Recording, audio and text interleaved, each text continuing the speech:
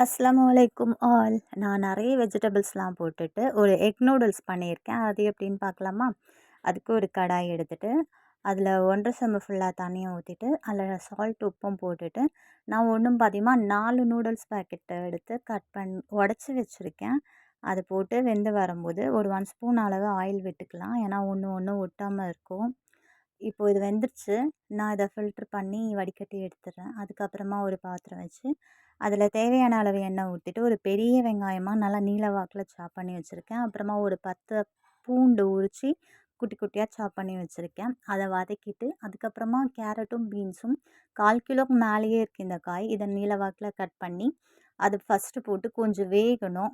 அதில உப்பு போட்டுக்கலாம். அது வெந்த பிறகு பாதி, அதுக்கப்புறமா கோஸும், கேப்சிகமும் போட்டு சேர்த்துக்கலாம். அப்பதான் நல்லாயிருக்கும். இல்லைன்னா ரொம்ப கோஸ் வெந்துரும்.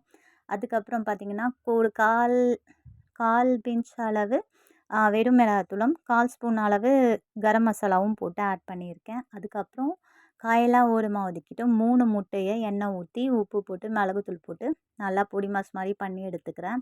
நீங்க தனியா வேணுனாலும் வறுத்து எடுத்துக்கலாம். அதுக்கப்புறம் ஒரு பெரிய ஸ்பூன் ஃபுல்லா சோயா சாஸ், பெரிய ஸ்பூன் ஃபுல்லா டொமேட்டோ சாஸ்.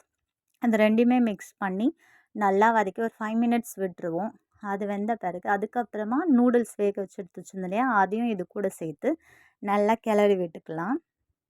இது ஃபுல்லா நல்லா மிக்ஸ் ஆன பிறகு ஒரு 1 ஸ்பூன் ஃபுல்லா மிளகுத்தூள் கூட ஆட் பண்ணி, இதையும் சேர்த்து கிளறி விட்டுக்கலாம். உப்பு கரெக்ட்டா இருக்கான்னு செக் பண்ணிக்கோங்க. இப்போ சூப்பரான நெறைய வெஜிடபிள்ஸ்லாம் போட்ட எக் நூடுல்ஸ் தயார்.